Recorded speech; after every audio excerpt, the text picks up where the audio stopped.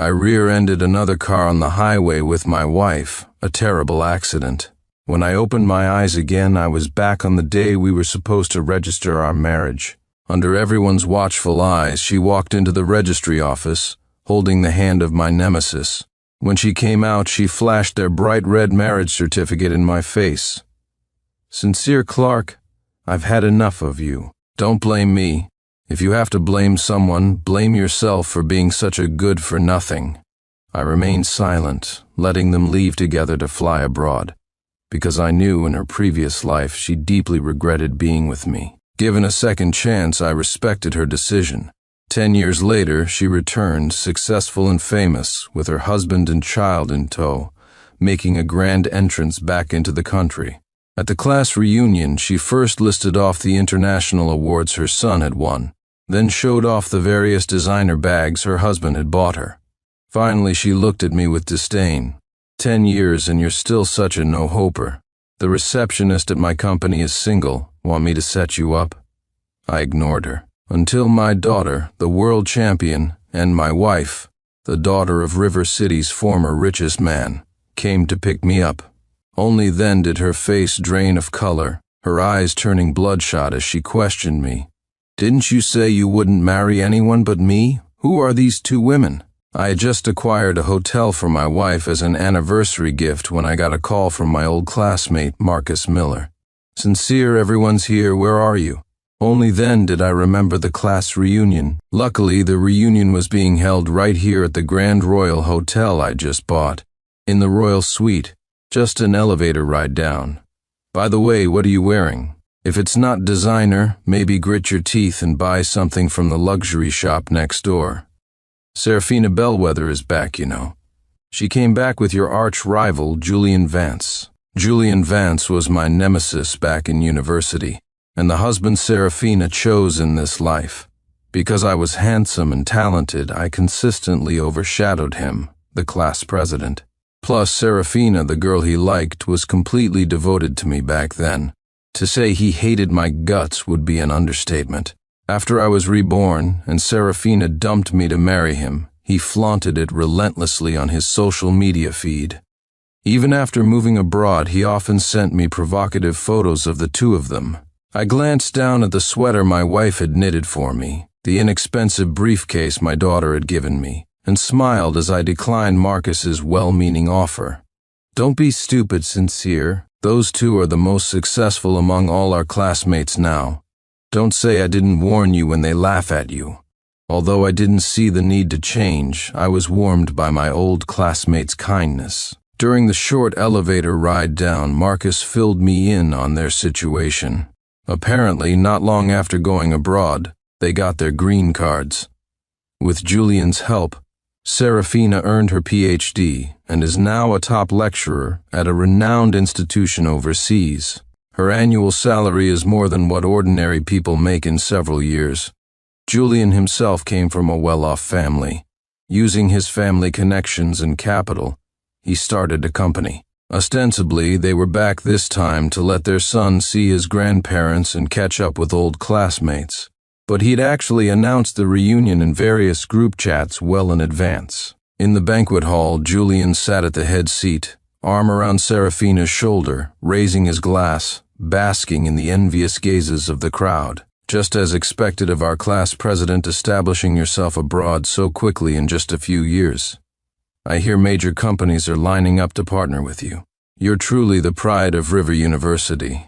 Isn't that the truth? I always knew the class president was 1 in a million. Look at him now. Who here is as successful? Beauty and the hero. After all these years, our campus belle still looks stunning, no different from a 20-year-old girl. A perfect match. Their son is bound to be a big shot someday too. Julian and Serafina soaked up the flattery, their smiles never fading. Suddenly, someone mentioned me. "How's Sincere Clark doing? He almost married the campus belle back then, didn't he?" At this, Serafina's expression flickered unnaturally, and Julian's face turned cold. I walked into the suite, my expression calm. The already awkward atmosphere instantly dropped to freezing point.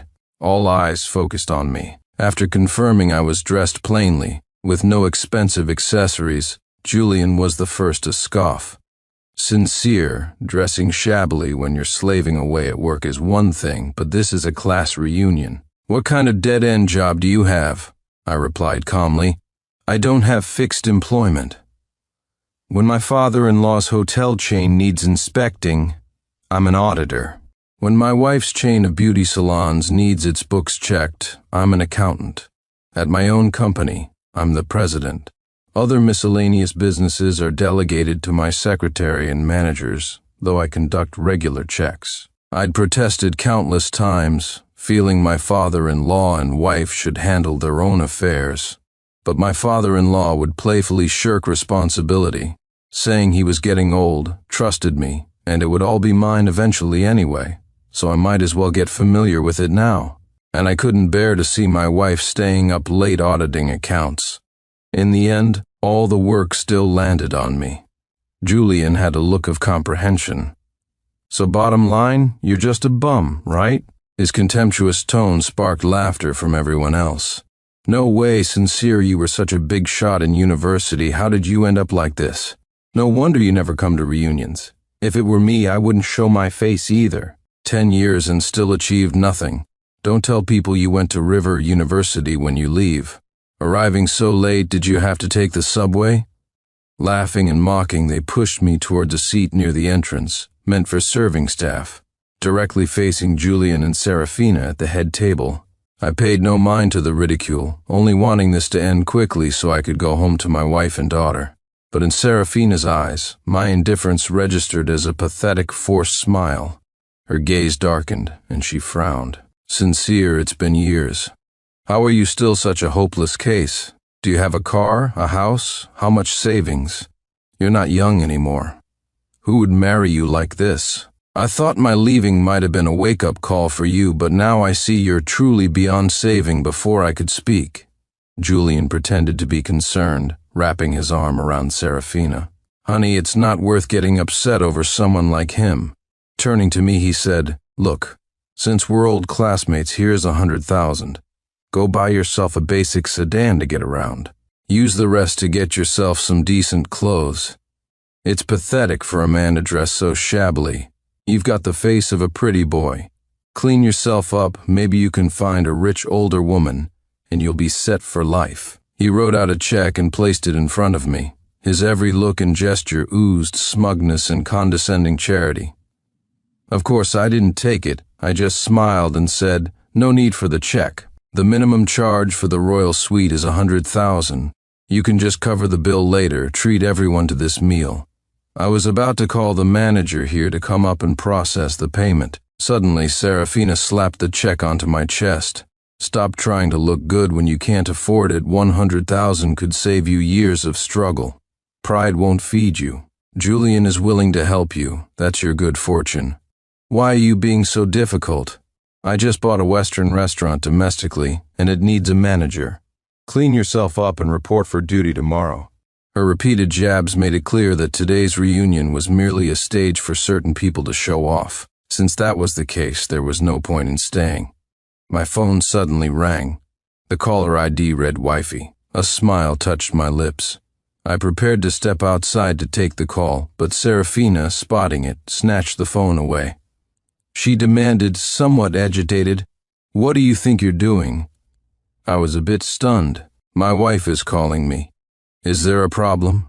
Serafina's hand trembled even more. She refused to believe it. How could someone like you possibly have a wife? Without waiting, she pressed the answer key herself. A polite female voice came through. Hello, this is the mobile promotions hotline. The special offer on your current phone plan has expired. Before the message finished, the room erupted in sharp, cruel laughter. That's hilarious, Sincere. Your wife is the mobile promotions hotline? We're all old classmates here. We can see what kind of state you're in with one glance. Why pretend? Exactly coming here just to embarrass yourself. If it were me, I'd rather be dead. It's a good thing Serafina didn't marry you back then. Otherwise, her whole life would have been ruined. That last sentence made me zone out for a moment. Through the raucous laughter, I looked at Serafina beside me, her lips curled upwards. She basked in the crowd's adulation, occasionally casting glances of disdain and pity my way, a profound sense of relief hidden in her eyes, as if she had finally vented some long-held resentment. But the story actually began with her, holding a bouquet of roses, declaring her feelings to me with vibrant confidence. "Sincere Clark, I like you, whether you like me or not." With just those words, I accompanied her from school uniforms to a wedding dress. She said boys who could cook were incredibly attractive, so I cut my fingers countless times learning to make her favorite dishes. She said husbands who spoiled their wives would get rich, so I repeatedly swallowed my pride, trying every conceivable way to make her happy. We both got jobs at the same major corporation, working 9 to 5 with stable incomes. Right after getting married, with help from family, we made a down payment on a house and bought a starter car. For the first 2 years, our life was as happy as the marriage we had imagined. But everything changed in the 3rd year after Julian Vance returned to the country. Julian came from a wealthy background, started a company abroad, drove a Rolls-Royce, and lived in a detached villa. When Julian learned we were living a modest, ordinary life, he didn't hesitate to make his move. Initially, she would refuse Julian's invitations and constantly push me to be more ambitious. "What's the point of this dead-end job? The salary is peanuts each year. It's not nearly enough. Julian graduated just 2 years ago and is already making millions a year. You were so much better than him in university. How could you fall so far behind? I chose you over him, remember? Please don't let me down. I loved Serafina, so I took all my savings and started a business. During that time, I was drowning in business dinners that led to stomach bleeding, working nights until dawn, and dealing with difficult partners. It wasn't until I was on my way to a client meeting and saw Julian kissing her, his arm around her waist, that I finally woke up. Ironically, my company was just starting to gain traction then. That day we sat on the sofa, a long silence between us, like a typical estranged couple. Serafina calmly admitted to the affair. "So what if your company is picking up? Julian can get me a green card immediately. Can you? Sincere, I regret marrying you." Turns out, life isn't just about romance, it's also about paying the bills. My eyes were red, but I still tried to salvage things. "Just give me a little more time. I'll give you everything you want." Serafina shook her head. "Do you know how precious a woman's time is? This is when I look my best, when it's best for me to have children, even when it's the best time for me to make money. Sincere, don't be so selfish. If you had pushed yourself harder earlier, maybe we wouldn't have ended up like this." Every word she spoke was filled with regret about being with me, but she was the one who pursued me first. Countless rebuttals rose to my lips, but I swallowed them back down.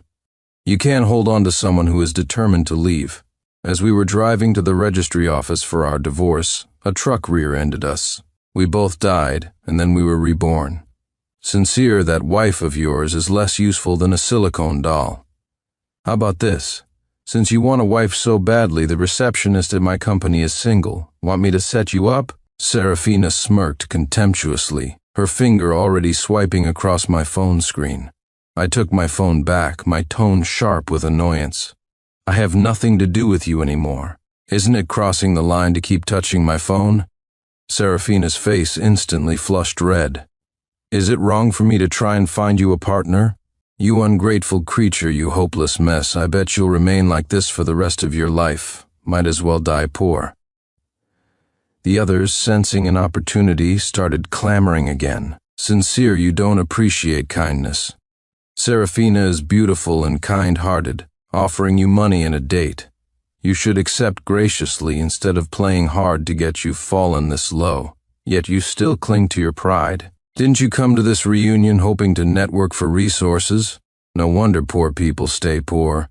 Looking like that and still wanting to get married? You'd just be ruining someone's life." Serafina seemed genuinely angered by me, her eyes even reddening. "I know my leaving hit you hard back then, but you can't just give up on yourself like this. Sincere, it's all in the past. Take the money and start a new life. I remember you had some entrepreneurial talent. If you run into any difficulties, just tell Julian or me. There's nothing you can't overcome."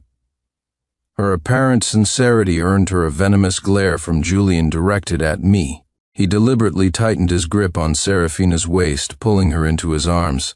"Sarah, darling, it's not worth getting upset over someone like this. How about this?" Julian continued, addressing me. 10,000 for every glass of liquor you drink. Drink as much as you want. Add that to the previous 100,000, it should be enough for you to find a wife." His words were met with cheers from the others. Wow, Mr. Vance is really looking out for his old classmate, calling him a lifesaver. Wouldn't be an exaggeration. 10 grand a glass, that's practically free money. Sincere, what are you hesitating for? Go thank Mr. Vance. Thank him? I looked at the specially mixed 90 proof alcohol in the decanter on the table. 1 glass would burn your throat and stomach. 2 might make you spontaneously combust. You'd get sick even if you weren't already. I had absolutely no desire to stay any longer. You should keep the money for yourself. As I stood up, Julian pushed me back down. The money's ready. Don't miss this opportunity. Serafina also urged me, frustrated. You refused free money, now you refuse to drink for money. What exactly do you want? Sincere, if I didn't feel like I owed you something for what happened back then, I wouldn't care if you lived or died. I didn't understand why Serafina was still dwelling on the past life. Everything was long over. Serafina picked up a glass and handed it to me. Go on, drink. I know you have a strong sense of pride. Drink it all, and I'll give you all the money, okay? Finish it, take the money, and start living properly. Stop idling around. I couldn't help but look at Serafina, unsure for a moment whether she genuinely wanted to see me humiliated or actually cared about my well-being. Beside her, Julian was grinding his back teeth in hatred. He sneered. It's rare for Sarah to care so much about someone else. Anyone who can make Sincere drink a glass gets 10,000 too, the room erupted. That's our Mr. Vance. Mr. Vance is so generous they picked up their glasses, their eyes fixed on me like predators as they advanced. Sincere, if you don't drink this, you're disrespecting your old classmates. Come on, drink up, finish this glass, and I'll get you a job as a security guard at my company. Are you drinking or not? Stop dithering like an old woman. No wonder you ended up like this. They crowded around, cursing. When I refused to drink, some shoved their glasses against my lips, trying to force the liquor down my throat. My patience finally snapped. I forcefully pushed everyone away. The liquor in their hands splashed onto the floor. Forcing someone to drink is illegal. Don't make me call the police. Keep this up and get out of my hotel. Julian heard this and burst out laughing as if he'd heard the world's funniest joke. Are you crazy? It's more believable if you said you were a waiter here. It's just old classmates having a bit of fun. Why call the cops? I'll take responsibility if anything happens. Emboldened by his words, the others became agitated again. They started grabbing bottles from the liquor cabinet, wildly pouring drinks, creating a mess. Unable to tolerate it anymore, I punched Julian squarely in the face. Julian clutched his injured face, eyes wide. You actually dared to hit me. I glanced at the information my secretary had just sent to my phone, then punched him again. Yeah, I hit you. What are you going to do about it? Everyone froze, stunned.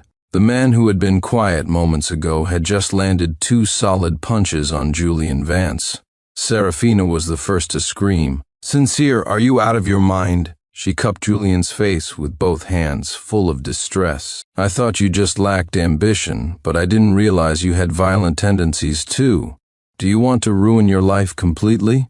Get down on your knees and apologize to Julian right now, or I'll have you thrown in jail, the others chimed in indignantly. Sincere, I didn't know you were not only poor but also violent. We were just joking around between classmates. Why take it so seriously?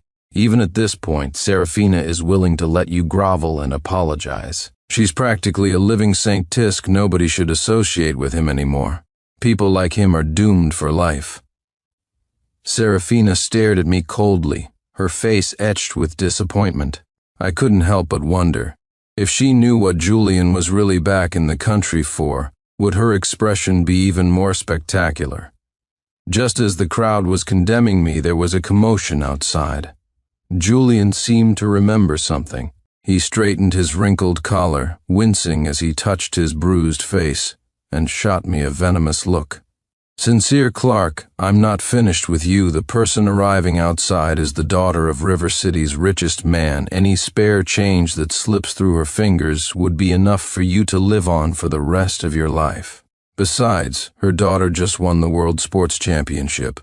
My son is her boyfriend, her future son-in-law. You're finished? My daughter has a boyfriend? How come I, her father, didn't know?" I froze slightly. My daughter had only recently mentioned a male classmate who kept bothering her. Julian smugly opened the suite door. Standing there was a group of bodyguards in black suits, tightly protecting a woman with an elegant appearance and exceptional charisma walking towards them. Following beside her was clearly a miniature version of her, instantly warming one's heart. Everyone became excited. This kind of entourage, only the richest man could afford something like this. Sincere. You should count your lucky stars. If it weren't for Mr. Vance and Serafina, you probably would never meet such important people in your entire life. It's a pity the richest man's son-in-law isn't here. I hear he dotes on his wife and is incredibly talented. I'd love to meet him. You've offended the richest man's in-laws. Unless you get on your knees and beg for forgiveness properly, your life is over. I ignored the crowd, simply watching my wife and daughter with a smile. As they reached the suite entrance, everyone swarmed around them fawningly. Julian bowed obsequiously. "Ms. Windsor, hello. I'm young Mr. Vance. We met briefly at the World Qualifiers. Do you remember?" My wife, Victoria Windsor, smiled and nodded at him. "Long time no see." A simple reply, yet Julian was practically jumping with joy. Serafina also bent down to greet my daughter, Jasmine Clark. "Jasmine, dear, I'm Leo's mother. Come play with Leo sometime. Auntie will make you delicious food." Hearing Leo Vance's name, my daughter frowned with distaste, but her good upbringing prevented her from being rude. She silently brushed past Serafina's clothes, raised her arms, and called out to me, "Daddy," in front of everyone. I crouched down and hugged my daughter. "Did you miss Daddy?" My daughter nodded vigorously. So much I skipped the celebration banquet and came straight back. "Look, Daddy, this is the gold medal I won." She took the gold medal from around her neck to show me, gleaming brightly. Anyone would know the immense honor it represented. "Mommy, Daddy, isn't your wedding anniversary coming up? Can I give you this gold medal as your anniversary gift?" Victoria walked over, smiling gently, and took my arm. "Of course, sweetie. Daddy and Mommy love this gift very much." Witnessing this warm, happy scene, everyone's jaws dropped. Julian stammered, "Miss Windsor, Sincere Clark is your husband?" Victoria tilted her head and kissed my cheek. "Yes, we've been married for 8 years. Please don't blame Sincere, everyone. My status is rather special. As an apology, today's meal is on us." Julian had completely lost his earlier arrogance, managing only forced, obsequious smiles. "How could we possibly let Miss Windsor pay? We're just having a class reunion. Would you care to join us?" As he spoke, he turned and ordered the nearby waiter to clear the room and serve fresh dishes. My daughter leaned close to my clothes, sniffing carefully, then frowned. "Mommy, Daddy drank a lot of alcohol after being reborn. Serafina and I went our separate ways, and I started my own business. Within 2 years, my company became a leader in its industry. But this involved numerous drinking events, which eventually led to stomach problems. At a bidding conference, my clever proposal and clear thinking caught the attention of Elder Windsor, Arthur Windsor. After collaborating for some time, the old man insisted I become his son-in-law. On our first date, I intended to let things flow naturally, but unexpectedly, Victoria took an immediate liking to me, and I had a good impression of her too. We fell in love quickly. Initially, I worried she might be a spoiled princess, but she turned out to be incredibly independent, practically the ideal wife and mother. She taught me what a healthy, happy marriage truly is. Victoria was incredibly sharp-witted. Seeing my alcohol-splattered clothes, her brow furrowed slightly in anger. But she still asked softly, "Hubby, who did this to you? You promised me you wouldn't drink, you wouldn't break your promise." Before I could answer, Julian was already sweating profusely, fear written all over his face. He forced himself to appear calm, repeating, "Ms. Windsor, a misunderstanding. It's all a misunderstanding. Old classmates were just too happy to see each other. Things got a little out of hand." Victoria clearly didn't believe him. Seeing I was reluctant to speak, she instructed the bodyguards beside her. "Retrieve the surveillance footage for this suite. I want to see who dared to bully my man." "No need, honey. The manager already sent the footage over." Simultaneously, I handed her the hotel acquisition contract. "I wanted to surprise you. This hotel serves your favorite grilled lamb. I bought it for you." Victoria gasped, covering her mouth, then hugged me, moved. "Thank you, hubby. I love it so much. Didn't the owner refuse to sell at any price? How did you manage it?" I smiled. "I gave up a piece of land in the south side. They were more than happy with the deal." A classmate gasped. "Isn't land in the south side worth its weight in gold? Trading it for a hotel is clearly a losing deal. And I heard most of it is owned by someone named Mr. Clark. How could he have it?" "Wait, Mr. Clark. Sincere Clark, could that mysterious figure be him?" Julian swallowed nervously again and again, his lips trembling so much he forgot how to speak. Serafina stared at me in utter disbelief. "Being a freeloader was already punching above your weight. How could you possibly be this rich?" Actually, River City's richest person had changed the previous year. When Serafina abandoned me at the registry office door, I barely had time for heartbreak. Instead, I silently used all my savings to continuously buy up land in the south side. Last year, the south side was a poor slum. Now, thanks to the rich mineral deposits discovered beneath it, it had become the hottest property in all of River City. I declined all media interviews, so virtually no one knew I was that mysterious figure. After watching the surveillance video, Victoria's face lost all trace of a smile. "Mr. Vance, since you look down on my husband so much, it seems our cooperation is no longer necessary. Not just mine, but all of the Windsor family businesses will terminate their partnerships with you." Julian's face turned deathly pale. He tried to argue. "Ms. Windsor, I just wasn't thinking straight for a moment. I honestly didn't know he was your husband. And look at my face, he assaulted me. I apologized to Sincere. How about we just let this matter drop?" As Julian spoke, he started pouring liquor and gulping it down. He downed 3 glasses, and no one told him to stop. The 90-proof alcohol quickly made him vomit violently before he passed out. The other classmates were terrified, crowding around him to rush him to the hospital. Serafina looked at me with hatred. "Sincere Clark, are you satisfied now? So what if we tried to make you drink a little alcohol? What's the big deal? Who were you trying to impress back then? Pretending money meant nothing to you. Aren't you just throwing your weight around now because you're rich? And I thought I owed you something. Turns out you just found yourself a sugar mama right away, seeing me offer you money. And a date today. You must have felt incredibly smug, didn't you? In our last life, did you secretly despise me? Did you deliberately refuse to get ahead, just to force me to leave you and be the bad guy? Sincere Clark, you despicable creep." Serafina's outburst nearly shattered my worldview. She was the one who cheated. She was the one who wanted to climb the social ladder. Just because my life didn't turn out as miserably as she'd imagined, she started shifting all the blame onto me. But I wasn't wrong. Serafina's failure lay in gazing at the stars while forgetting to keep her feet on the ground. We were both reborn. The chances heaven gave us were equal.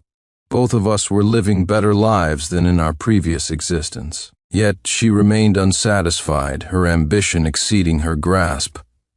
I wanted to say something, but seeing the hatred in Serafina's eyes as she looked at me, I swallowed my words again.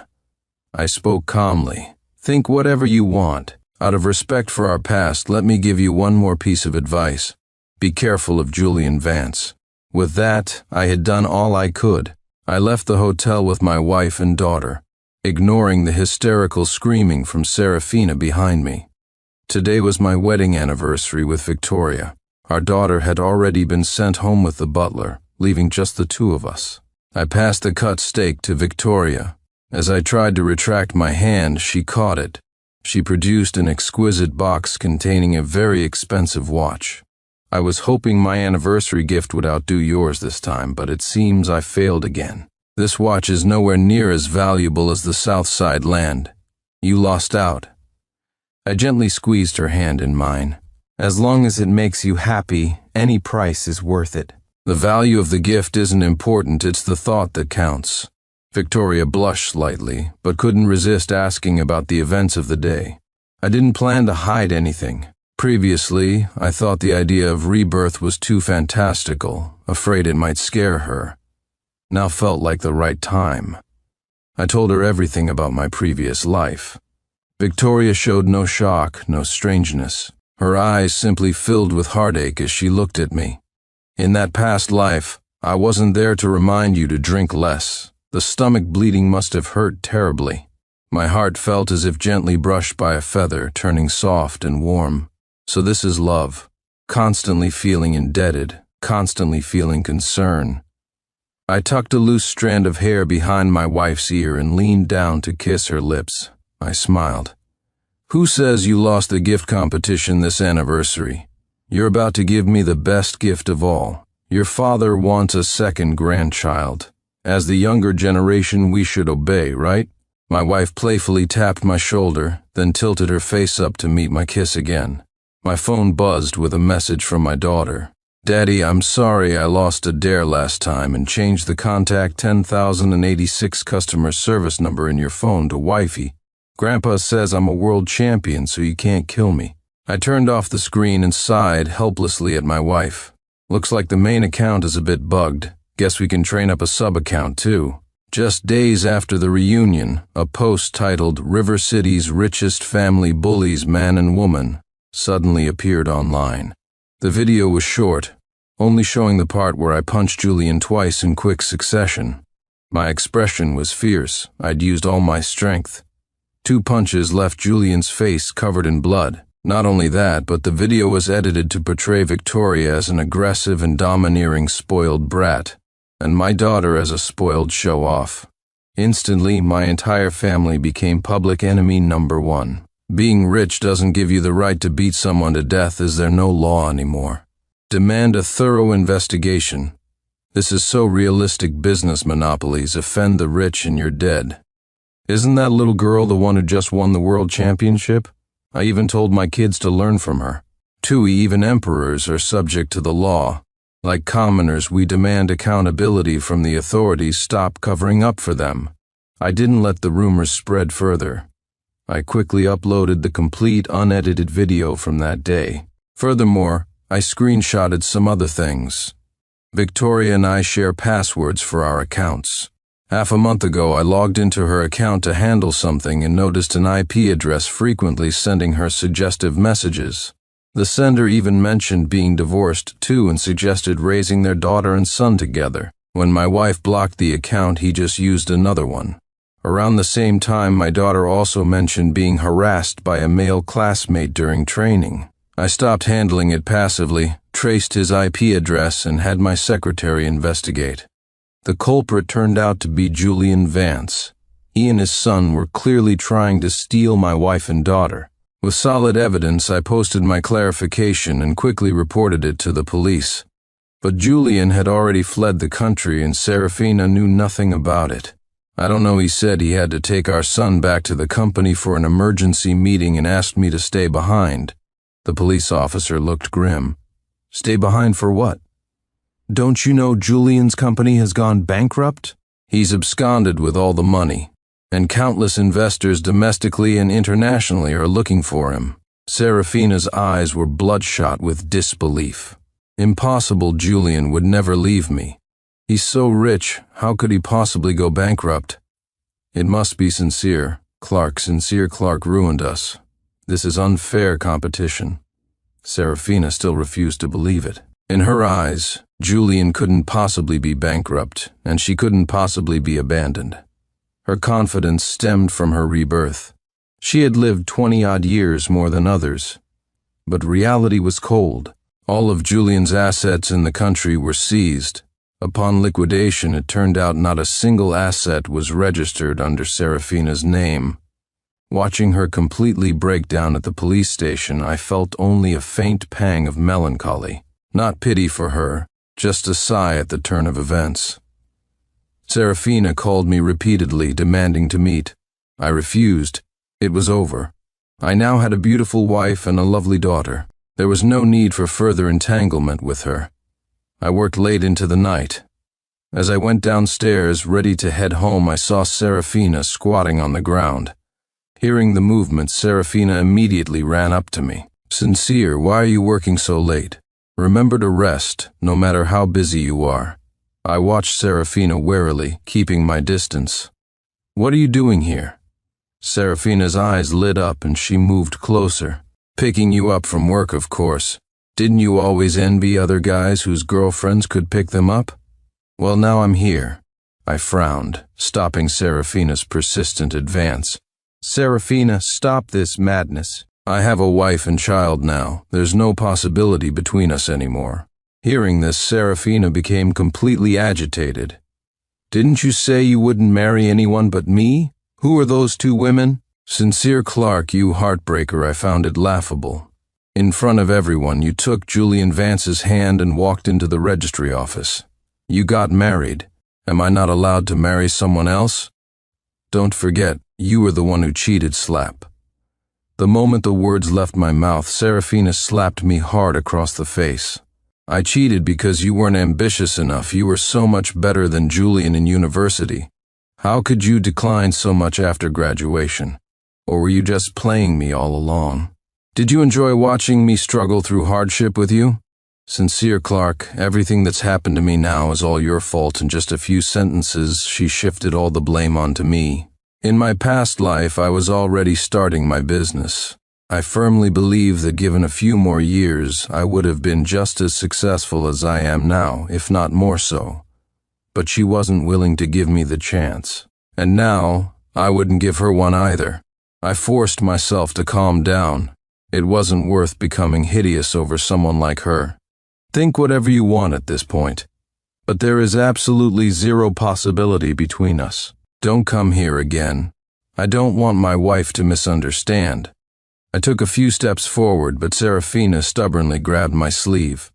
"Sincere, don't go. Fine, I forgive you for being heartless, all right? I know Victoria Windsor is just your second choice. I'm the one you truly love. Divorce her. If you can't bear to part with a daughter, I can begrudgingly treat her as my own." My temples throbbed. I pulled her hand away, ready to drive off, when I saw Victoria standing not far away. Serafina was overjoyed. Taking advantage of my stunned pause, she clung tightly to my waist. She provoked Victoria, see? Sincere still loves me the most. I quickly explained, "The person I love most is you." Victoria chuckled, amused. As she walked closer, I saw she was holding an umbrella. The forecast said rain tonight. "Even though you have a driver, I still wanted to come get you." I used force, and Serafina stumbled and fell to the ground. She cried out in pain, looking at me incredulously. "You actually pushed me for her, crazy woman," I muttered softly, pulling my wife behind me, unwilling to engage with her further.